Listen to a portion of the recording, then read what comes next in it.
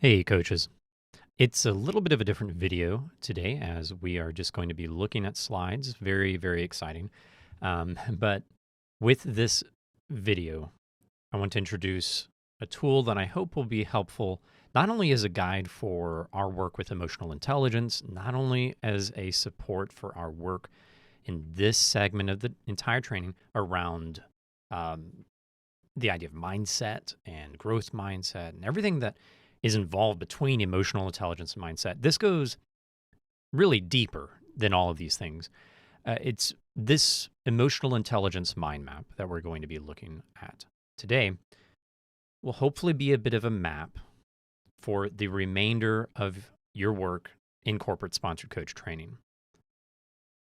As you have experienced, much of the journey up to this point as a coach in training has been about letting go of certain patterns and picking up new habits in order to make the most of an exploratory conversation in a coaching session.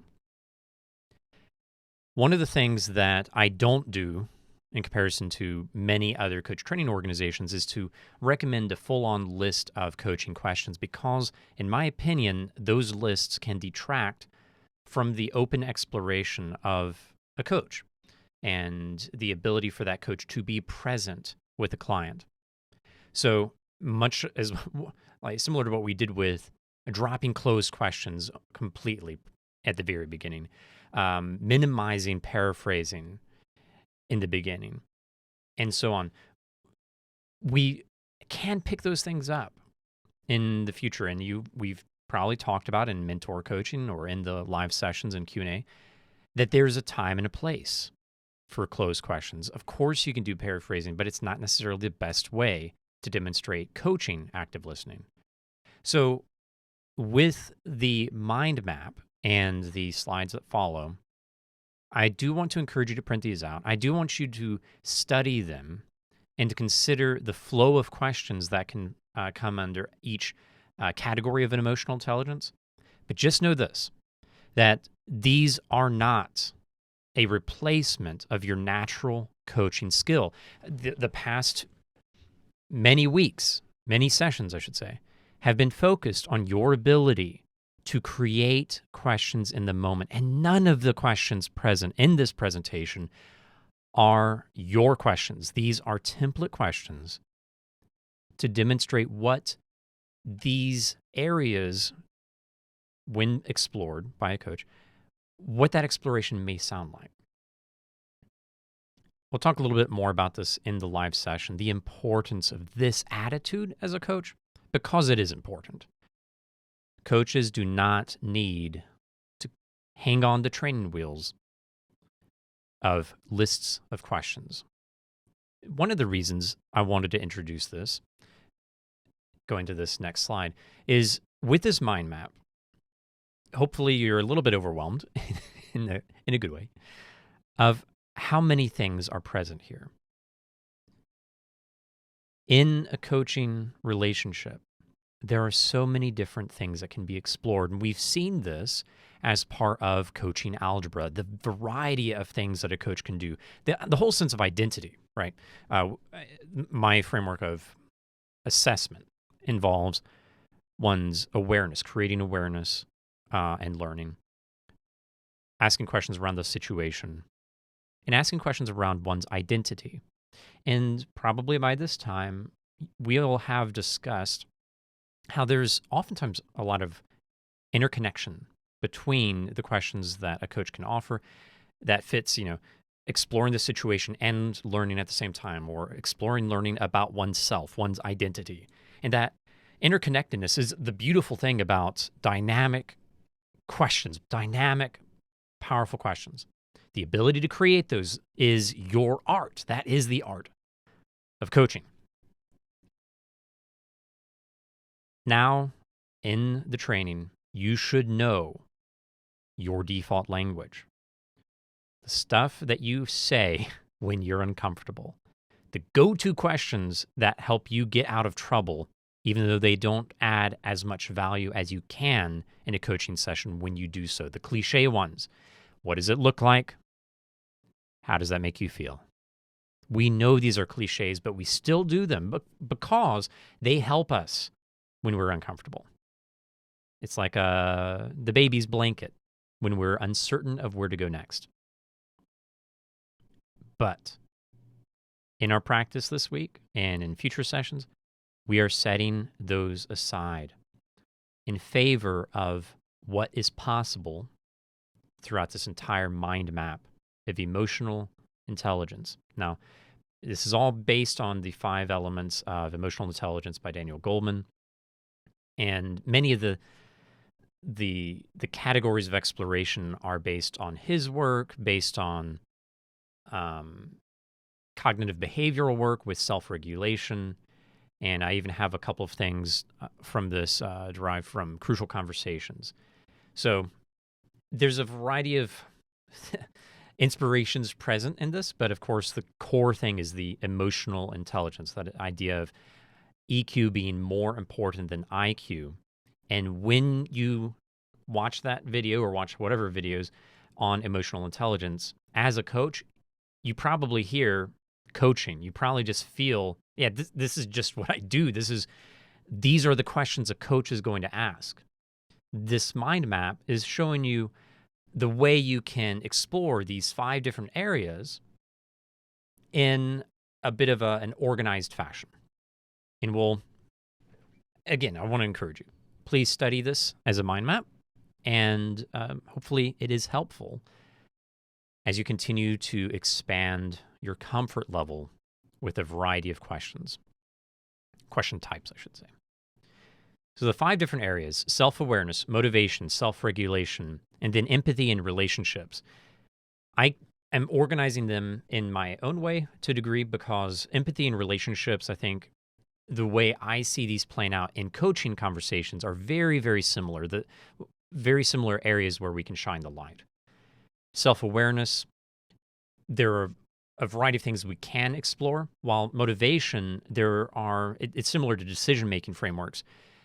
We can look at these different things, but there's often ways we can combine the different areas of exploration. We'll talk about that in a bit.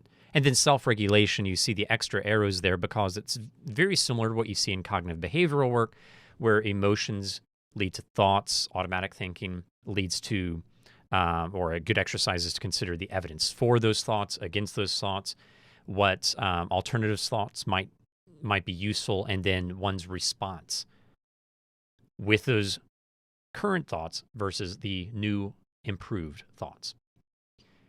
So let's dive in, and we're going to start with self-awareness. Now, when is it good to explore specifically self-awareness? Now, it is valuable to do self-awareness at all times, creating awareness being a core competency from the ICF. But when we are talking about self-awareness in emotional intelligence, we are talking about the exercise that you would introduce with direct communication of specifically exploring certain parts of one's identity. One thing that the one resource I shared as part of the content has to do with the idea of doing a SWOT analysis on oneself. So what are one's strengths, weaknesses, opportunities, threats, and then it's kind of swath because we're also looking at hopes. Other things you can explore, of course, would be values and purpose. That's very similar to hopes. But this is a nice variety to help someone explore their identity. I will often do a bit of a guided exploration for someone who needs to better understand their professional brand and how to articulate that brand. Again, keep in mind, these are template questions, and you can explore each of these in a step-by-step pattern, or you can just influence your questions with this framework. You don't have to ask for permission to explore self-awareness unless you are purposefully going to deep dive into self-awareness around certain elements. I think the idea of doing SWOT analysis with hopes or purpose is great as a guided process. That way the individual is getting kind of a full package of self-awareness in the coaching exploration. So definitely something you can offer. One caveat, though, or a distinction is The strengths and weakness, I like to take the language from Marcus Buckingham's work on strengths. Trombone Player Wanted is a great resource. Strengths Essentials is a great workshop.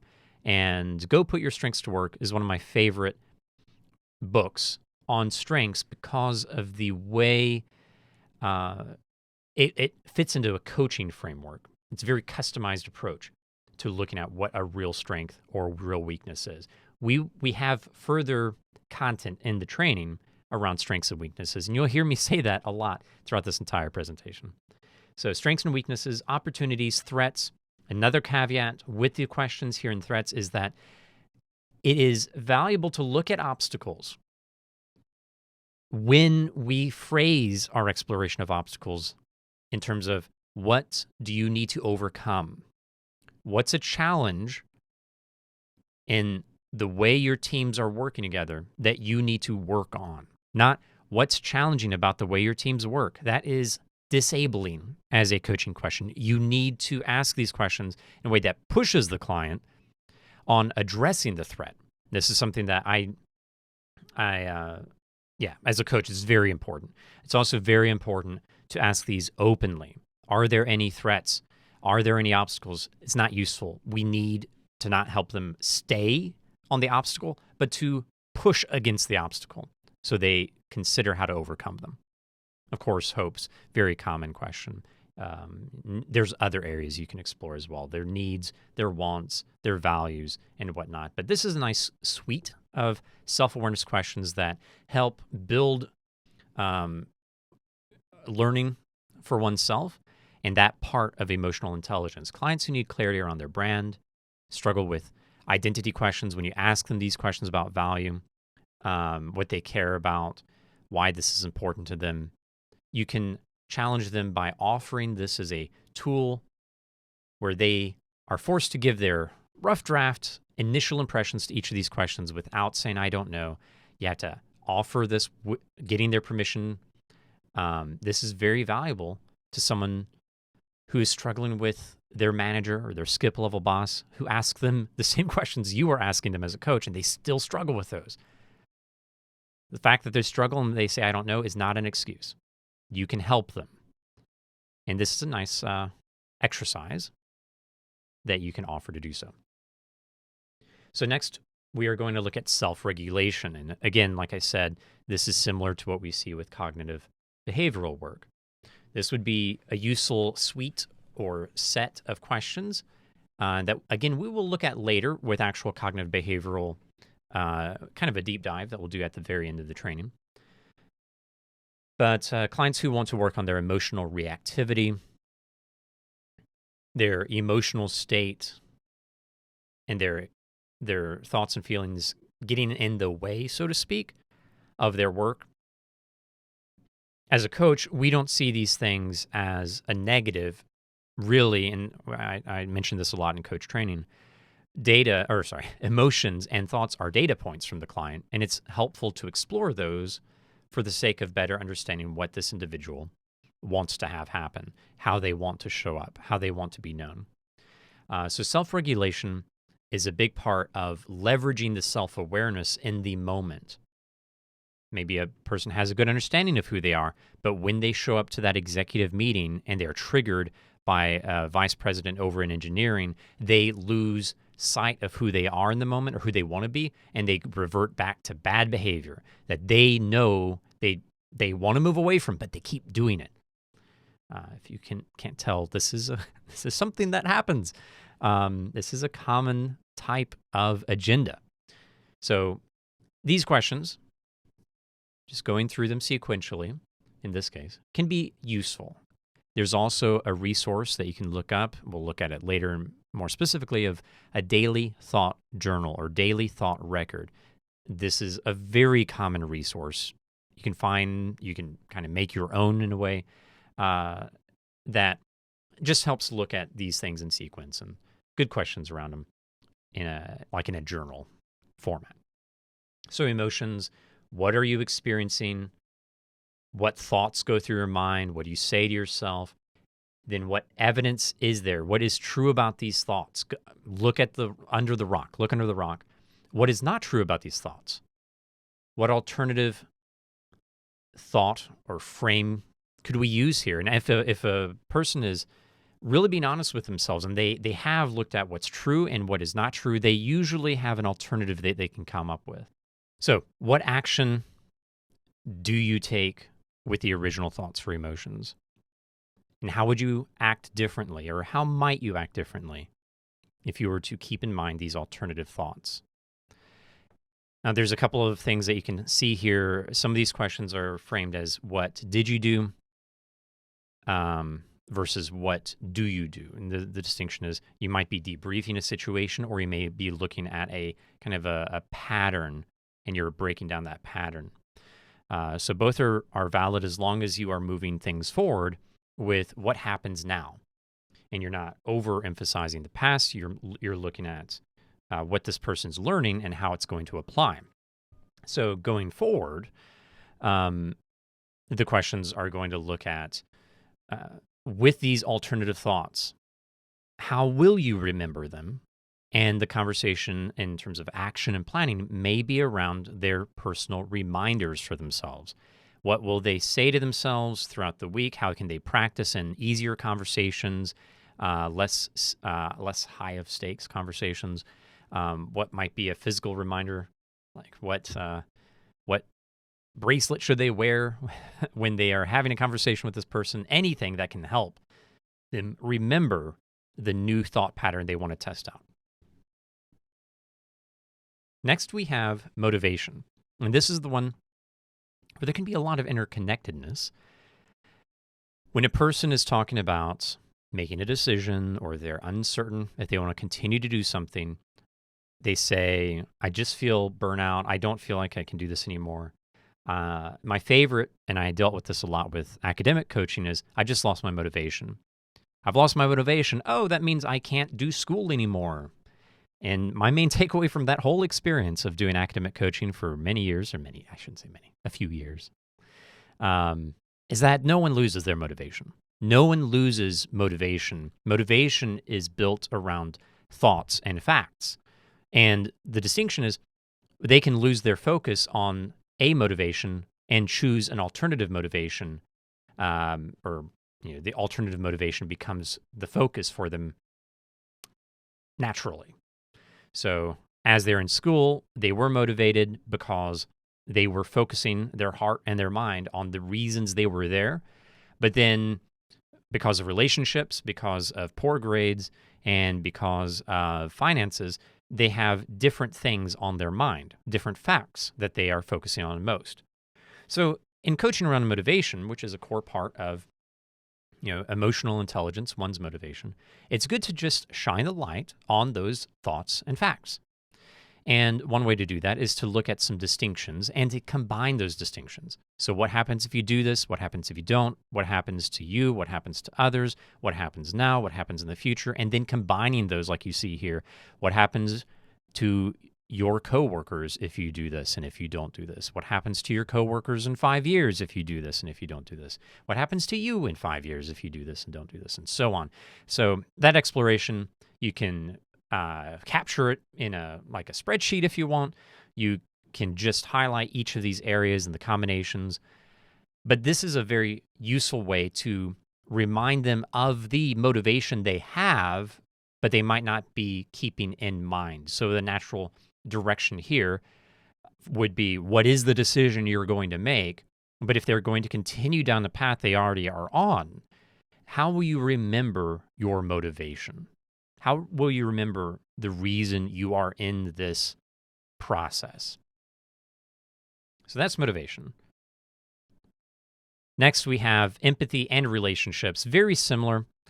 This is where I have a little bit of inspiration listed here from Crucial Conversation, something we're going to look at in more depth later in the program.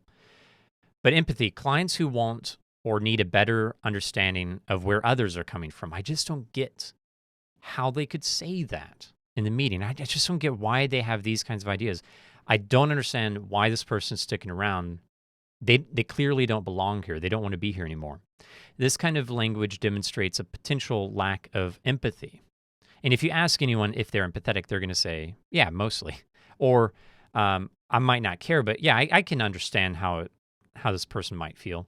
it's hard for one to really be self-aware that they are not naturally empathetic. As a coach, though, you may hear that lack of understanding and the I don't knows as you can help them consider what the other person's perspective might be. And similar to self-awareness, you can get their buy-in around having to answer these questions that are many times theoretical as an exercise. So this is another one. You need that buy-in. It's going to be a series of questions. Of course, these are just great coaching questions in many ways. But if you do these together, maybe not in sequence, but just overall together, it can create a suite or a package of empathetic awareness. So perspectives, one area to shine the light on. How does the other party or people see things differently? There's a variety of ways to ask it. You've got a couple here. Body language. How does this person hold themselves? What is their body language? How do you, as a client, interpret that person's body language? What is different about the way they speak to you? What is different about the way they speak in front of others in terms of their vocal cues, their tone? And you can ask these questions in many different ways, but exploring the vocal changes can be fascinating. And if they're not sure, of course, with all of these, they can write some of the questions down and seek to better understand them and take notes on these questions between coaching sessions for their own learning as well. So what might be behind that tone? Again, with many of these questions, you want to use the theoretical because we are stretching empathy, not mind reading. And something that some coach training organizations are pretty sharp on or strict on, and that's good. You don't, as a coach, want to say, what are they thinking?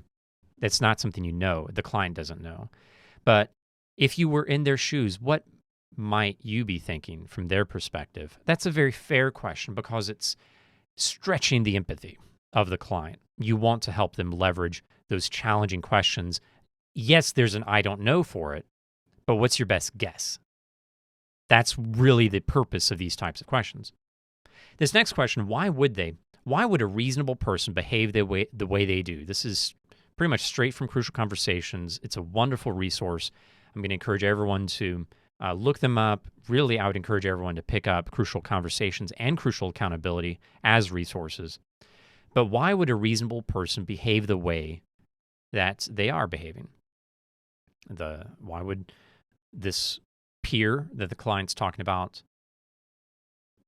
they are doing these behaviors? Now the coach is going to ask, why would a reasonable person exhibit those behaviors? You're going third perspective for a little bit, and you're going to ask that reasonable question. And yeah, there's oftentimes some learning from that. And that's true for all of these. What have you learned about this other person, this group of people from our conversation? What was it like for you to step into their shoes for a moment? What do you want to do differently to demonstrate understanding, to demonstrate that you care, to demonstrate empathy? And this leads us to relationships. Very similar areas where we can look as coaches, explore as coaches. Clients who want to improve their relationships, their ability to work cross-functionally, we can ask same things, but with a slightly different flavor. How might the way you see the situation be different from their view? How do you want the other person to see your presentation, your proposal, your brand, your intentions? Body language. How do you hold yourself different when speaking to this person? How might that other person interpret your body language? So here you're just shining the light on the client in order for them to kind of step empathetically into the other person, but really shine the light on themselves. Vocal cues. How does the way you speak change when you talk to this individual? And how might they interpret your tone? And if you were them, how reasonable would your behavior be? Application. What have you learned about yourself? What have you learned about this relationship? What do you want to do differently to build the relationship? What might you be able to do to build a bridge here? And so on. There's a lot to go over. I want to stress two things. Please do study this and take notes on questions you'd like to test out when you come into the practice. I want you to be ready to explore one of these areas. As a coachee, just be ready to explore yourself. And it doesn't necessarily have to be a big agenda. I want to have a better understanding of the way I work with these other people, why I'm making this decision, why I react this way, what my brand is, whatever it is. And as the coach, you need to be ready to dive into one of these sections. You don't have to ask all of these questions necessarily, but I do want to challenge you to ask a variety. And I think the key thing I want to challenge you with in the practice, the live practice, is to not ask the template questions. How does this make you feel? And what would that look like? As the observer, call that out. You want to challenge yourself. Even when you are asking about emotion, ask what emotions went through, are going through, normally go through you, normally you experience in this situation, in this relationship. Ask those kinds of questions, not how does this make you feel? We want to avoid those template ones. And that's really the other thing I want to stress. I want you to be ready to practice any of these areas, particular questions from each that you really want to practice. But more importantly, I don't want you to be bound to any particular phrasing of the questions. Make it your own. This is my take on emotional intelligence. This is none of these questions are authoritative. They are templates, ways to express exploration around some of these topics. I hope this is helpful. I know this is a lot to digest. We're just doing this one video coupled with a summary on emotional intelligence. But this really is going to impact your work as a coach from here on out. So dive in, practice, and keep growing as a coach. Thank you for investing in the field and in yourself to impact the lives of others.